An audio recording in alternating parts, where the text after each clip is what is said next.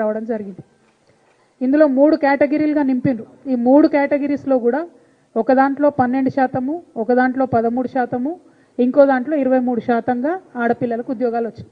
అంటే spirit of reservation అయితే అని ఏదైతే మనం చెప్తామో కనీసం 33% ఆడవాళ్ళకి జాబ్లలో అవకాశాలు ఇవ్వాలని చెప్పి ఏదైతే ప్రయత్నం మనం చేసినామో ఆ ప్రయత్నాన్ని మొత్తంగా కూడా తుంగలోకి దొక్కుతూ ఇప్పుడున్నటువంటి ప్రభుత్వం 2 జీవోలను రద్దు చేస్తూ జీవో నంబర్ 41, జీవో 56 రద్దు చేస్తూ ఇప్పుడు జీవో 3 ఇచ్చినారు. ఆ జీవో 3 ప్రకారం జరుగుతున్నటువంటి అన్యాయం మేము ఏదైతే జరుగుతుందని భయపడ్డామో అది ఇవాళ నిజం కావడం నిజంగా కూడా దురదృష్టకరం. చాలా మంది ఆడపిల్లలకి అన్యాయం జరుగుతూ ఉంది.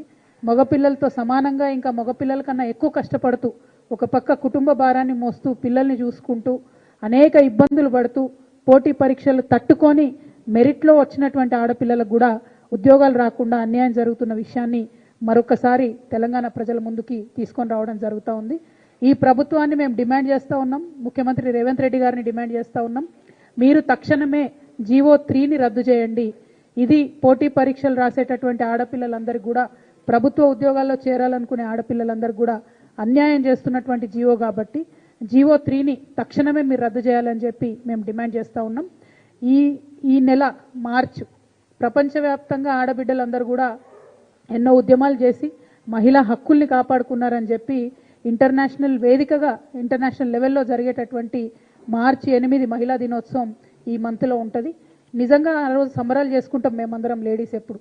కానీ ఈసారి ఈ ముఖ్యమంత్రి గారి చలవ వల్ల ఈ కాంగ్రెస్ పార్టీ చలవ వల్ల ఆడబిడ్డలకు అవకాశాలు మీరు దెబ్బతీస్తున్నారు కాబట్టి మార్చి 8 నాడు ధర్నా చౌక్లో నల్ల రిబ్బన్లతో మేమందరం కూడా నిరసన ప్రదర్శన చేస్తాం.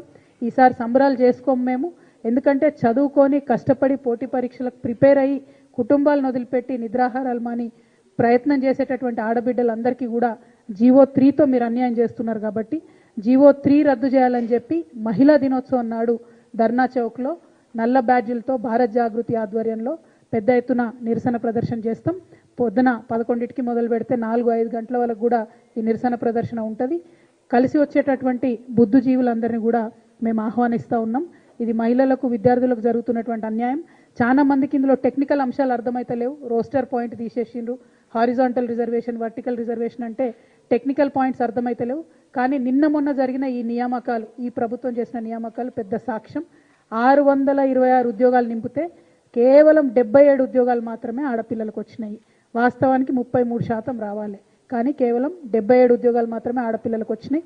ఇప్పుడు రేవంత్ రెడ్డి గారు చాలా గర్వంగా ఇవాళ మళ్ళా మేము ఒక 5,000 ఉద్యోగాలను ఇస్తూ ఉన్నాం.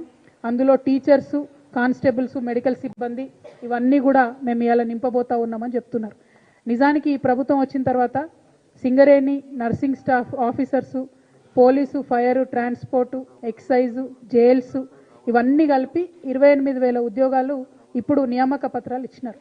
కానీ తెలంగాణ ప్రజలందరి దృష్టికి తీసుకొచ్చేది ఏంటంటే ఈ 28,000 ఉద్యోగాలు కూడా కేసీఆర్ గారి ప్రభుత్వంలోనే నోటిఫై అయినాయి, అప్పుడే పరీక్షలు అయినాయి, అప్పుడే రిజల్ట్ వచ్చినాయి. నియామక పత్రాలు మాత్రం కాంగ్రెస్ ప్రభుత్వం ఇస్తుంది. సో మీరు ఏదైతే సంవత్సరంలో 2 లక్షల ఉద్యోగాలు ఇస్తామని చెప్పినరో ఆ 2 లక్షలల్లో ఈ 28,000 తీసేయాల్సి ఉంటుంది. ఈ ప్రభుత్వం వచ్చినాక ఇచ్చినటువంటి ఒకటే ఒక నోటిఫికేషను డిఎస్సి నోటిఫికేషను, అది 11,000కి ఇచ్చిండ్రు. గ్రూప్ 1 నోటిఫికేషను ఇదివరకే ఉన్న 500 ఉద్యోగాలకు ఇంకొక కొత్తగా 63 ఉద్యోగాలు కలిపి కొత్త నోటిఫికేషన్ మళ్ళీ ఇచ్చిండ్రు తప్పితే ఇంకొకటి కాదు. కానీ ఈ జీవో 3 రద్దు చేయకుండా మీరు డిఎస్సి నోటిఫికేషన్ ఇచ్చినా, గ్రూప్ 1 నోటిఫికేషన్ ఇచ్చినా ఆడపిల్లలకు అన్యాయం జరుగుతుంది. కాబట్టి ముందు జీవో 3ని రద్దు చేసి నోటిఫికేషన్లు ఇవ్వాల్సిందిగా ఈ ప్రభుత్వాన్ని మేము డిమాండ్ చేస్తూ ఉన్నాం. అట్లనే ఇప్పుడు గురుకుల దాదాపు 6,000 పైగా పోస్టులు ఉన్నాయి. దాన్ని అసెండింగ్ ఆర్డర్లో నింపుతూ ఉన్నారు. దానివల్ల చాలా తీవ్రమైనటువంటి నష్టం జరుగుతుంది. ఒకటే అభ్యర్థికి 2-3 ఉద్యోగాలు వచ్చినటువంటి నేపథ్యంలో ఆ అభ్యర్థులు ఉద్యోగాల్ని వదులుకోవడం అంటే రిలింక్విష్మెంట్ అనేటటువంటి అంశాన్ని ముందుకు తీసుకొస్తే చాలా మందికి న్యాయం జరుగుతుంది. ఆ అంశాన్ని ముందుకు తీసుకెళ్లవలసిందిగా నేను ప్రభుత్వాన్ని డిమాండ్ చేస్తూ ఉన్నాను. ఎన్ఓసి తీసుకొని వచ్చినటువంటి జాబ్లలో ఒక జాబ్ సెలెక్ట్ చేసుకునేటటువంటి అవకాశం అభ్యర్థులకు ఇవ్వాలని చెప్పి మేము డిమాండ్ చేస్తూ ఉన్నాం.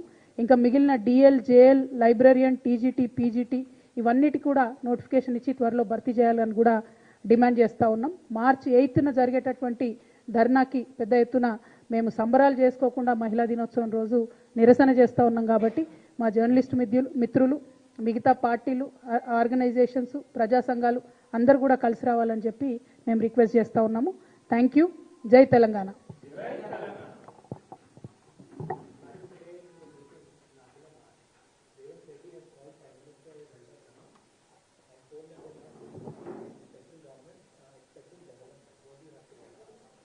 Well, this, Honorable Chief Minister calling Honorable Prime Minister elder brother is a very good practice. But unfortunately, this elder brother has given nothing to Telangana. There was 0 rupees given to the budget in Telangana, and that time the Chief Minister never reacted, Telangana Chief Minister. Now he is calling the Prime Minister elder brother. This only exposes the political nexus of both BJP and Congress party. We've always been trying to highlight this fact that BJP and Congress constantly are working against the interest of Telangana. Now they're come out in open. They're exposing themselves now.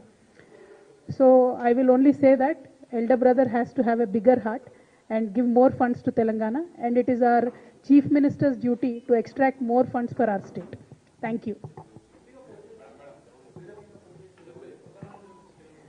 ప్రధానమంత్రి గారిని పెద్దన్నగా అభివర్ణించారు ముఖ్యమంత్రి గారు అని చెప్తా ఉన్నారు. సంతోషమే, ఒక కార్డియల్ రిలేషన్షిప్ ఉండాల్సిందే. కానీ ఈ పెద్దన్న మరి మొన్న బడ్జెట్లో ₹1 కూడా తెలంగాణకి ఇవ్వకపోతే తెలంగాణ ముఖ్యమంత్రి గారు రియాక్ట్ అవ్వకపోవడం అన్నది చాలా దారుణం. వీళ్ళిద్దరూ ఏదైతే పెద్దన్న చిన్నన్న అని పిలుచుకుంటున్నారో, బడేమియా చోటేమియా అని చెప్పి, వాళ్ళిద్దరు నెక్సెసే ఎక్స్పోజ్ అవుతా ఉంది. ఇలా బీజేపీ కాంగ్రెస్ ఒకటే అని మేము చెప్తా ఉన్నాం.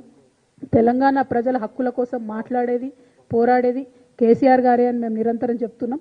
ఇవాళ అదే నిజమైంది. ₹1 అయినటువంటి ఆయన మీకు పెద్దన్న ఎట్లయితాడో, తెలంగాణ ప్రజల మీద ఆలోచన చేయనటువంటి వ్యక్తి మీకు పెద్దన్న ఎట్లయితాడో మీరు తెలంగాణ ప్రజలకు చెప్పాల్సిందిగా ముఖ్యమంత్రి గారిని మేము డిమాండ్ చేస్తూ ఉన్నాం.